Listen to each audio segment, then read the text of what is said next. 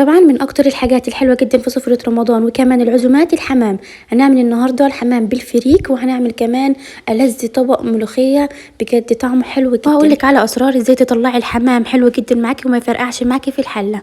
معاكم اسماء. لو اول مره تشوفيني انزلي تحت واعملي لايك واشتركي في القناه وفعلي زر الاشتراك علشان توصلك اي فيديوهات جديده هنزلها. هنحط هنا الطاسه وهنحط فيها معلقتين او 3 معالق كبار من الزيت. بعد كده هننزل هنا ببصلتين كبار مبشورين ناعم بالشكل ده.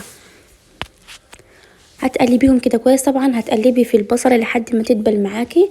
هنحط هنا رشه صغيره من الملح وهنقلب البصله بتاعتنا لحد ما تاخد لون ذهبي فاتح بالطريقه دي.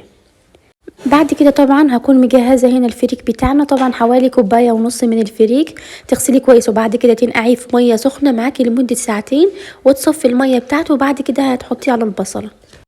طبعا هتفضلي كده تقلبي في الرز والفريك كده كويس لحد ما ياخد معاكي لون حلو جدا، والفريك كمان ياخد صدمه حلوه جدا مع الرز علشان يطلع معاكي مفلفل كده وما يطلعش معاكي معجن. دي خطوه مهمه جدا. لازم تقلبي الفريك كده كويس مع البصله لحد ما اللون بتاعه كده يغير وياخد لون حلو جدا. طبعا لو حابه تحطي الكبد والقوانص تشوحيها الاول مع البصله في الفتره دي ممكن تحطيها، بس انا هنا عملت الفريك عملته بالبصله بس. الكبد والقوانص هنستخدمها في حاجه تانية. تمام كده. هنحط هنا كمان معلقه صغيره من الملح وهنحط كمان معلقه صغيره من الفلفل الاسود. طبعا مش هنضيف اي بهارات تانية علشان طبعا البهارات هنا بتغير لك طعم الفريك او طعم الحمام. هتقلبيها. بعد كده طبعا شايفين الفريك بتاعنا اخد لون حلو جدا واخد صدمه حلوه جدا مع البصله. بعد كده خلاص بيبقى طبعا جاهز معاكي. هنرفعه طبعا من على النار وهتسيبيه طبعا يبرد كويس. شايفين الشكل بتاعه اخد صدمه حلوه جدا. هيطلع معاكي مفلفل في الحمام وما يطلعش مكتوم معاكي ومعجن. جهزت هنا الحمام بتاعنا. طبعا اهم حاجه خطوات مهمه جدا، لازم تنضفي الحمام كده كويس. وفي هنا قطعتين كده عاملين زي الكبده بالظبط، دول طبعا بيزفروا الحمام. تشيليهم خالص وكمان تفرغيه من تحت الجلد وتشيلي كمان الرقبه علشان طبعا هنحشي الرقبه وتديكي شكل حلو جدا. واهم حاجه تغسلي الحمام كده كويس ما تسيبيش اي زياده جوه. تمام كده الحمام معانا نضيف وجاهز جدا معانا. بعد كده طبعا هنجيب هنا الحشوه الفريك بتاعتنا. طبعا بعد ما بردت هتحشي الحمام بتاعك الاول كده من جوه. بعد كده طبعا هتزقيه كده وهتدخليه في الرقبه بتاعه الحمامه. هتحشيها طبعا كويس بالطريقه دي كده زي ما انت شايفه كده. بعد كده طبعا بعد ما حشيناها من جوه كمان هنحشي تحت الجلد. هتحطي طبعا بالمعلقه وتوزعيها كده. شايفين بالطريقه دي توزعيها كده كويس. بعد كده طبعا خلاص قفلناها. هنجيب هنا القنصة وهنحطها كده.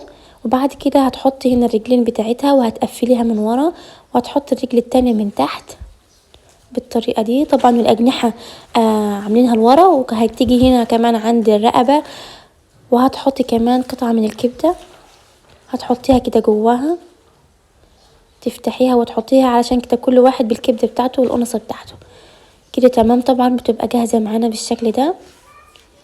شايفين طبعا حلوة ازاي وطبعا كمان واخد الشكل الحلو جدا كده. طبعا هتعملي طبعا الكمية كلها بتاعتك بالطريقة دي لحد ما تخلص معاكي وكده خلاص. طبعا بعد ما خلصتها شايفين وزعتي طبعا الفريك كده كويس ما بين الصدر والرقبة. طبعا بيبقى جاهز معاكي في الوقت ده. طبعا هكون مجهزة طبعا تكون حلة فيها مية سخنة وبتغلي معانا. وبعد كده هنحط طبعا البوكيه جرنيه بتاعنا طماطم وهنحط ورق لوري وهنحط بصلايه. طبعا مش هنحط ملح في الفتره دي علشان الحمام يستوي معانا وما ياخدش وقت. وبعد كده طبعا هنحط الحمام ولازم تغطيه كده كويس بالميه وهيقعد معاكي حوالي كده ساعه او ساعه الا على حسب الحمام اللي عندك كبير او صغير. قبليها كده ب10 دقايق كده هنفتح عليه وهنحط كده معلقه صغيره من الملح. وبعد ما يستوي طبعا هنطلعه على طول ما تسيبوهش في الحله علشان لو سبتيه في الحله هيستوي معاكي زياده وممكن يفرقع معاكي في الوقت ده. شايفين ما شاء الله ولا واحده معايا فرقعت. وكده طبعا الشوربه بتاعتنا جاهزه. بعد ما طلعنا البوكيه جرنيه هكون مجهزه كمان هنا ملوخيه ضربها كده كويس في الكبه وهنحطها على الشوربه على طول هي وبتغلي معانا. اهم حاجه الشوربه لازم تكون سخنه معاكي. هتسيبي الملوخيه تغلي غلوتين بس وبعد كده ترفعيها على طول. بعد كده هنجهز هنا الطاسة، هنحط فيها معلقتين من الزيت ومعلقة كبيرة من الزبدة، او ممكن تستبدليها بسمنة. اهم خطوة لازم تسيبها تسخن كده كويس السمنة معاكي. وبعد كده هنحط طبعا الثوم المهروس، هتوزعيه بالطريقة دي وهتسيبيه لحد ما ياخد لون معاكي ذهبي فاتح، ما تسيبوش يتحرق معاكي. وهنحط كمان معلقة كبيرة من الكزبرة. وبعد كده على طول هتنزلي الملوخية عليها كده. تمام، طبعا جهزت معانا احلى ملوخية، بجد طعمها وريحتها حلوة جدا كده. طبعا الملوخية بتاعتنا جاهزة معانا. بعد كده طبعا عندي هنا الحمام بتاعنا، علشان طبعا ياخد لون حلو جدا انتوا بتحمريه. هنحط هنا عصرة من الليمونة، وكمان عصرة كده من الطماطم توزعيها. وبعد كده طبعا هنرش عليها الملح. طبعا في الوقت ده اكون مسخنه طبعا طاسه فيها معلقه كبيره من السمنه تسخن كده كويس معاكي، علشان على طول نحمر الحمام بتاعنا. بعد ما تسخن معاكي هننزل بالحمام، هتسيبيه كده ياخد لون حلو جدا معاكي. وبعد كده تفضلي تقلبي فيه. شايفين اللون بتاعه حلو ازاي؟ طبعا هتفضلي تقلبي فيه من جميع الجوانب لحد ما ياخد لون حلو معاكي بالشكل ده. وبعد كده طبعا تطلعيه، اخد لون حلو جدا. شايفين بجد شكله وطعمه حلو جدا. هنطلعه على طول كده جاهز معانا. بعد كده طبعا هنقدم الملوخية بتاعتنا. شايفين الملوخية بجد حلوة جدا، ألذ أطعم طبق ملوخية وحمام بالفريك. ممكن تعمليه لي سفرة رمضان أو أي عزومة في أي وقت. نفتح واحدة مع بعض وهنشوف كمان الفريك بتاعنا مستوي، وكمان الحمام ما شاء الله ما فرقعش معاه واخد تسوية حلوة جدا. أتمنى الفيديو يكون استفدتوا وعجبكم. ما تنسوش تعملوا لايك وتشتركوا في القناة وتفعلوا زر الاشتراك، وتتابعوني على صفحتي على الفيسبوك والانستجرام والتيك توك وكواي باسم أسماء أبو الخير. أشوفكم على خير، يلا باي.